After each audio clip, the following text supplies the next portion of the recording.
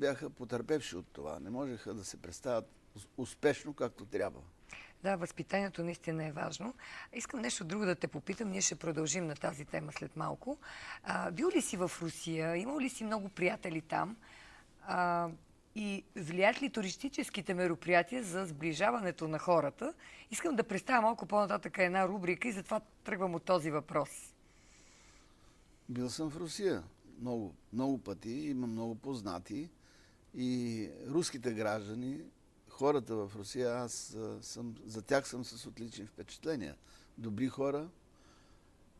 Сега не трябва бившата идеология, която марксленската идеология може малко да ги увреждала до някъде, да не им е дала възможност те да се развиват както трябва, но това е друга тема. Важното е, че те като хора са добри.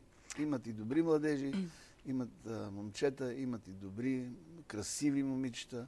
Верно, че от българските момичета по-красиви няма по света.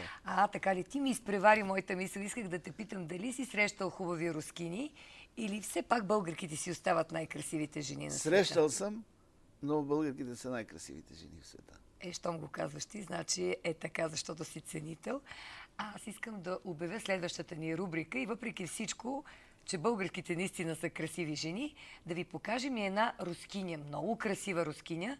Това е Мис Русия ТВ. Казва се Евгения Трофимчук, може би правилно, сега вече и споменах името. Тя е една много красива, много умна, много амбициозна и много танцуваща млада жена. Вижте репортажа на Васко Драганов от нейния салон.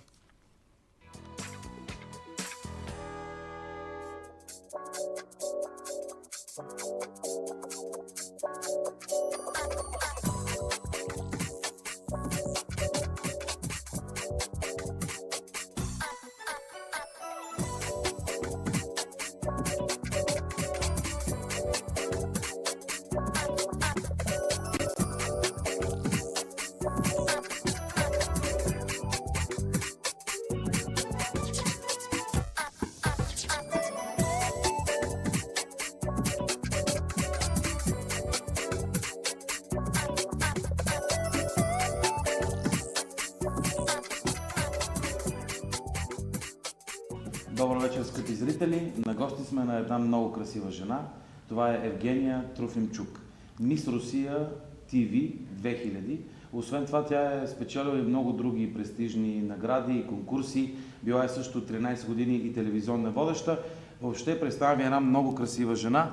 С първия въпрос към нея. Как попаднахте в България? Защо решихте да дойдете насам? Беше голяма авантюра, но може би това е съдба. Всеки човек си има съдба и при това положение, че има съдба, винаги избира. Казва, че рускините са най-горещите жени така в целия свят. Дали е така според вас? Притежавате ли някакво по-особено чувство към мъжете? Не мога да ви кажа, защото не съм мъж първо. Нямам някакъв опит специален да сравня, примерно, жени от различни държави. Смятам, че това е въпроса до темперамента и до характера на човека. Как 13 години си се занимавала с телевизия, след това обаче ставаш една от много известните хореографки. Как направи тази първа стъпка и реши да се занимава само с хореография и въобще в какви области на хореографията? Пак всичко до избора, нали? Човек има съдба, има карма определена, това е със сигурност. Искам нещо свое, искам свой театър, искам свой проект. Искам да имам своите танцори, универсали, които много добри. Защото все пак, когато си станал шампион на Русия, а това 155 милиона на жители и примерно хайде 15 милиона танцори от тях. Айде бе даже 5 милиона. Значи от 5 милиона си шампион, достатъчно да си...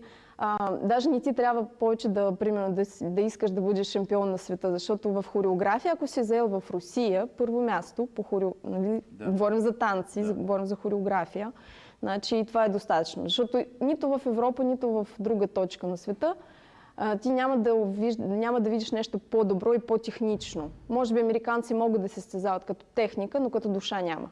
А това, че танцуваш прекрасно, помогнало ли ти е в отношенията си с мъжете? В смисъл, влюбва ли се в тези мъже, само като те гледат как танцуваш? Честно... Но честно казано, моля те. Имаше големи проблеми. Един път даже свърших за малко в ЗАГС.